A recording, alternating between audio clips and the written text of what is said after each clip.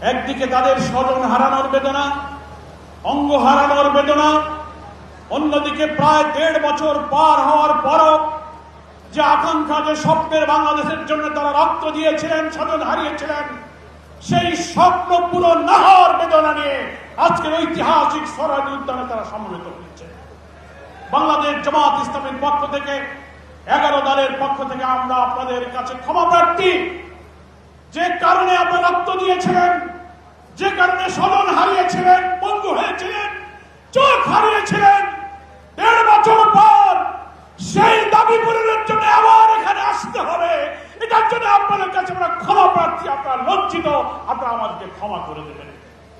কিন্তু আজকে জুলাই যোদ্ধা শহীদ পরিবারের বক্তব্যে পরিষ্কার হয়েছে, সরকার জনগণকে বিভ্রান্ত করার যত চেষ্টাই করুক, যারা জীবন দিয়েছে, অঙ্গ দিয়েছে, ত্যাগ করেছে, আরো ত্যাগের প্রয়োজন হলে 18 কোটি মানুষের মুক্তির জন্য এই গণভোটের রায়কে বাস্তবায়নের সংগ্রাম আমরা দুর্বার গতিতে এগিয়ে দিতে চাই।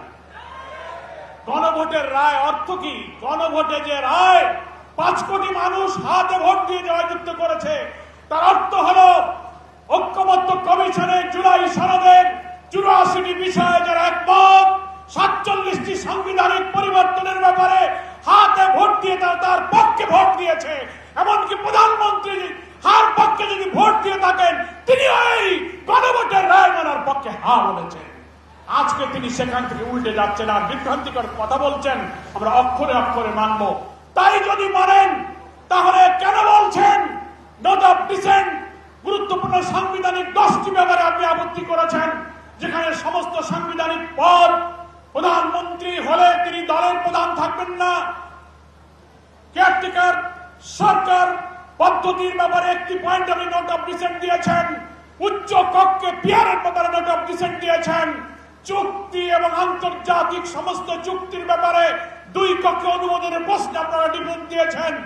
আপনারা দুর্নীতি দমন কমিশন, পিএসসি, আপনি অডিটর জেনারেল, প্রধান বিচারপতি নিয়োগ, প্রত্যেকটি সাংবিধানিক পদ যা হলো এই সংস্কারের মূল কাঠামো, যেটা ঠিক না হলে এই রাষ্ট্র আবার ফ্যাসিবাদের দিকে ধাবিত হবে, সেখানে আপনারা না বলেছেন।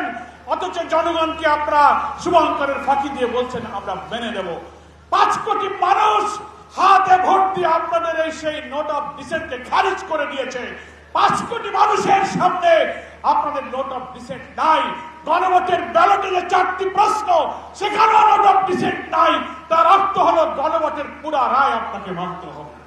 তাই জুলাই আহত শহীদরা আজকে চোখের পানি ফেলে 1.5 বছর পর কেন আপনি প্রধানমন্ত্রী আপনার কাছে এই আবেদন সে জানাবে? বিলম্ব না করে পার্লামেন্ট চলমান আছে, এই পার্লামেন্টে আপনি সংবিধান সংস্কারের পরিষদের অধিবেশন আহ্বান করার সুযোগ আছে।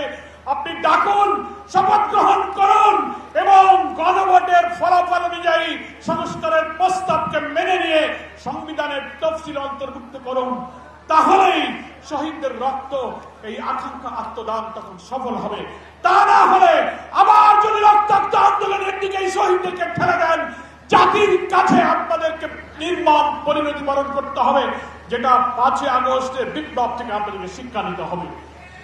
আমি আজকের এই ময়দানে উপস্থিত সকলকে আবারও আহ্বান জানাবো, 11 দলীয় ঐক্যের পক্ষ থেকে বিক্ষোভ, সমাবেশ, মিছিল, সেমিনার, গোল টেবিল, দীর্ঘ কর্মসূচি শুরু হয়েছে।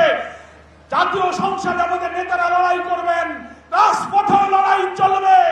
রক্তের এই মূল্য না পাওয়া পর্যন্ত এই আন্দোলন ইনশাআল্লাহ আমরা অব্যাহত রাখবো।